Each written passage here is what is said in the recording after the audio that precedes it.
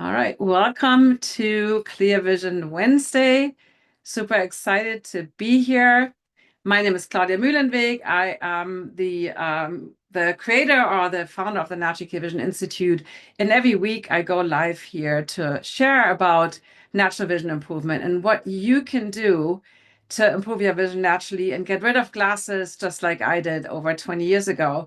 So make sure to follow me here, to subscribe to this channel, and click the little bell icon so that you get notified when I go live. And I pretty much every single Wednesday, maybe a couple outside of the holidays, I go live at noon Pacific. So today's topic is, or the title is Vagus Nerve Secrets for Clearer Vision Revealed. And the reason I call it that is because the vagus nerve, we're not going to do an anatomy session here today, but the vagus nerve is also called the wandering nerve. It's kind of named the highway of the parasympathetic nervous system, which is our really overly simplified relaxation response, like rest and relax response. So why is this important for vision improvement, you might ask? There's several reasons. Because when we are in stress mode, and stress, I always want to say that stress is not a bad thing. Stress just means that your nervous system is activated, that you sometimes are more highly focused. But in a bad way, stress just means that you are like, let's say you had an accident or something, or you were attacked, your pupils dilate, your peripheral vision shuts down, you have that complete stress response. And for a lot of us, and that was my case too, stress becomes chronic and you don't even realize that you're stressed the whole time. And that is physically, your digestion isn't ideal, your neck muscles get tight, you breathe into the chest. So your vision will get worse over time with all that tension, but it could also mental and emotional stress. So we're not talking about stress today, but I really want to give you some ideas of how we can utilize the vagus nerve's response to help us relax really quickly, because we can't always get a massage or we can't always, meditate for half an hour. Sometimes we just need that quick reset to kind of come back to a relaxed place. And I also want to say relax doesn't mean like collapsing on the couch. That's rest. Resting is sleeping. Relax is just being like breathing properly, doing things in a relaxed way, which I don't know about you guys, but I can focus much better when I'm relaxed versus stressed. And my vision, and that goes for everybody, your vision will be better and sharper, and your peripheral field will be wider when you're in a relaxed state. All right, so without the anatomy lesson right now, but one thing that we can use super easily is our breath. And if you've ever practiced yoga or done one of those things, pranayama or breath practices, there's basically two different ways of creating more relaxation in the body, actually three ways using the breath. One simple way is making the exhales longer than the inhales. So when we are stressed, we might be hyperventilating. So the concept would be to just extend the exhales. And now you can do that with counting. You can say, I inhale for 3, 1, 2, 3, and then I exhale for 4, something like that. So you might have done that in a yoga practice. So inhale a little shorter than the exhale. I like to personally think of the ocean. Helps me. It's less pushy than the counting, but thinking of the inhale as a wave coming in. And then whenever that wave is ready to go out, it goes out, it flows back out, and I don't really count. And then instead of automatically inhaling, waiting for that next inhale, whenever you crave that next inhale. And that also helps really calm your nervous system down. Now, the other way to do that with breath is to create a little pause between the inhale and exhale. And you've heard that, or maybe you've seen this kind of quadrant of cycles. It's called kumbhaka in yoga. So it's like you inhale, and again, you can count, and then you pause for a little moment, and then you exhale all the way out, and then you pause for another moment before you inhale again. So it's kind of inhale, pause, pause, inhale, and so on, like a cycle. And then the last way to use the breath, and that was a big needle mover for me, when we are stressed, when we have to run, have to fight, we automatically breathe all the way up into the chest. And the idea is to fill our lungs super big, that we can run. Now, when we're sitting at our desks or when we're just doing our day-to-day work and we're not physically running or being active, we don't need to breathe into the chest, but it has become an habitual habit. And I noticed that you can put a hand on your chest and a hand on your belly, And basically what you want, if you want to take a full breath in, it should go both into your belly, your ribs expand, goes up into the chest. Call that a full yogic breath, like a belly and chest breath. But if we just want to, be more relaxed, we really don't want our chest to be moving a lot. We really want to feel that inhale in the belly. So as you inhale, your belly, your abdomen expands, and as you exhale, it slowly goes back in. Now, when we were younger, especially my age, like we were always told to suck the belly in and, like just basically you feel self-conscious about the belly kind of poking out. So one way that helped me initially was basically when you exhale, so the air goes out, the diaphragm kind of goes up into the rib cage. So think of your diaphragm like, the dome-shaped structure that's attached to the lower six ribs. It goes up and then just pull the belly in, the navel in at the end of the exhale, pull it in, and then just let it go on the inhale. So instead of feeling like you have to expand your belly on the inhale, it might be easier to just pull it in at the bottom of the exhale and then just let it go back out on the inhale. So that's like 3 ways using the breath. That's my number one strategy is breath. It's super simple. We have it with us all the time. Another way to release or to kind of get into the relaxation response is massage. And massage releases oxytocin and serotonin, makes us feel good. Now, we can't always get a massage.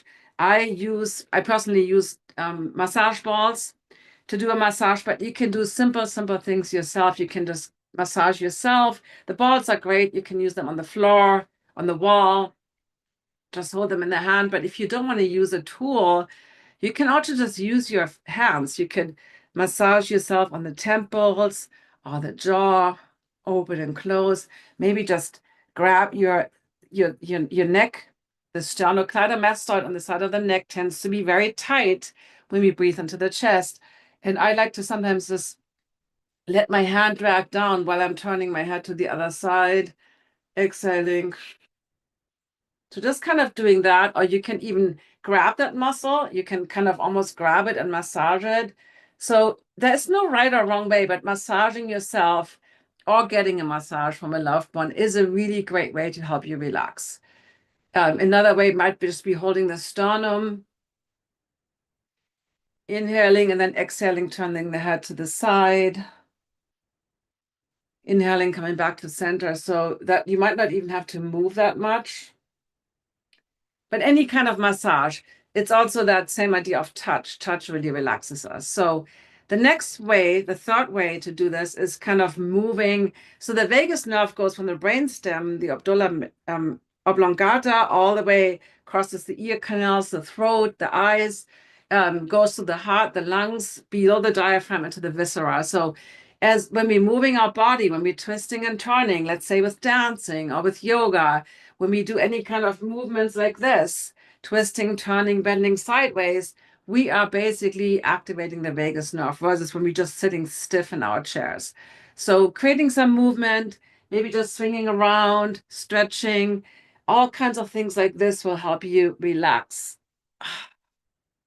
Now, fourth way, I love that one, even though I'm horrible at it.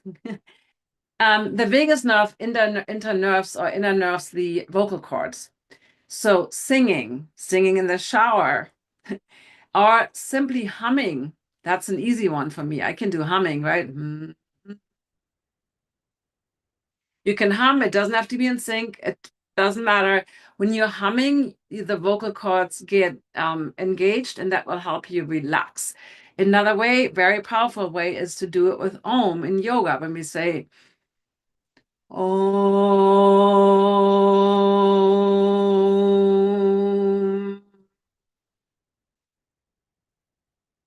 Now, this is where a long breath comes in, but an Om sound is extremely relaxing. And it also, the whole practice of yoga combined with meditation is helpful. But if you feel self-conscious, you can hum or sing. I love singing in the car. Nobody can hear me because I'm not good at singing. All right, fourth way was like singing, humming, or saying Om. Now, obviously, the vocal cords are connected to the vagus nerve, but also when we eat. So when we chew, when we swallow, when we suck, when we gargle, kind of anything that you do with your throat is really helping you relax. So, right, chewing, that's a good thing to do when you're eating, not to eat too fast. Chewing, swallowing, sucking with a straw. Actually, blowing out an air mattress is also great because you extending your exhales. That's really relaxing as well. Gargling, maybe you do that in the morning. All those things, I call that eat your vegetables. So basically, eating. Who doesn't like eating?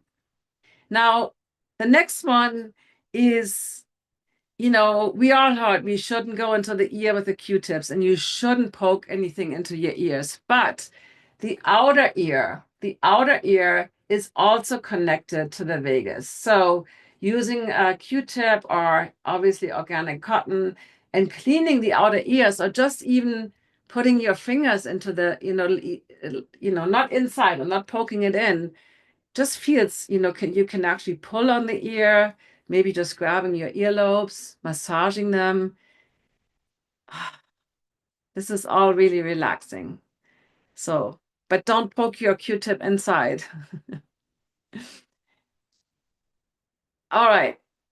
A big piece of the vagus nerve, and this was really discovered or talked about by Stephen Porges in the polyvagal theory, is this idea of social interactions. And we now know from longevity studies from Dan Bittner's work with the blue zones that social interactions are absolutely crucial. So saying hello, maybe you're introverted, you don't like to do that. But sometimes I just, the other day I was at Sprouts, the supermarket, and I was looking at different coconut aminos, and this woman came up to me and said, "Did you know that Bragg was bored by," and all of a sudden we had a little friendly chat about, products that we like, that we buy, and, what happens to them and they got, but it doesn't matter. The point is saying hello to people, smiling, having social interactions. It could literally just be smiling at somebody on the train or on the bus or as you walk down the street. Or maybe you're driving and you're at the light and you just being social interactions, saying hello, talking to people. And again, maybe you're more introverted and that's kind of not your style. I also understand, being from Germany or Europe in general, that we don't really do that American thing where, like, hey, how are you? In America, it's way easier to connect with people. But maybe there's other ways, because at the end of the day, we always like when somebody smiles. Who has never be like somebody smiles at us? I'm not talking about creepy men doing something weird, but it's just like somebody smiling at you. It really makes the day so nice. Or somebody holding the door open or saying thank you. Social interactions are basically my number 7 to get into the relaxation response, because the heart is connected. So social interactions are a big deal.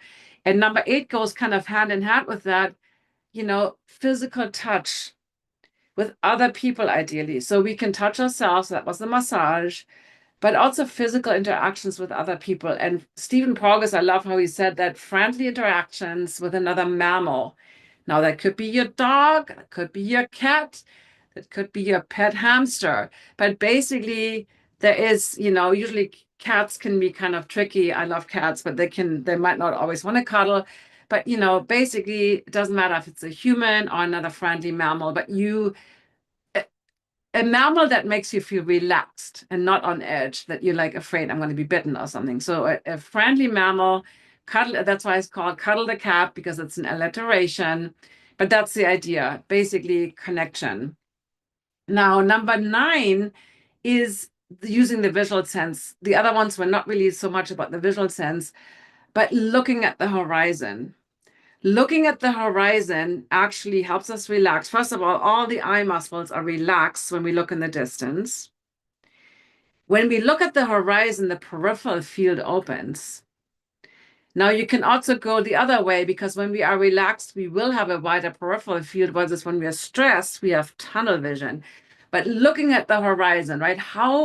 Who does this these days? And maybe you don't live somewhere where you can see the horizon, and that's okay, but just look far. Look far, be outside. That opens up the peripheral field, and that immediately helps us relax. And the other thing that's kind of cool is when we basically, the frame rate, think of, how we have movies, we have 25 frames per second that makes us think it's actually moving. When we look at the horizon, the frame rate slows down. So everything slows down. Now, the opposite is if you're like, have you in an accident, the frame rate goes up. So I want to be very clear on this. So when we are in that stress tunnel vision mode, the frame rate goes up, creating more of a slow motion effect. If you ever remember being hit by somebody, everything feels like it's in slow motion. That's because we have a higher frame rate when we are stressed, when we are focused, right? It can be a really good thing to be focused. But when we want to relax, looking at the horizon will open up the peripheral field and the frame rate slows down, making time kind of go by faster in a way. But I wouldn't say that was my perception in a way, but we really want to have that peripheral field to be relaxed.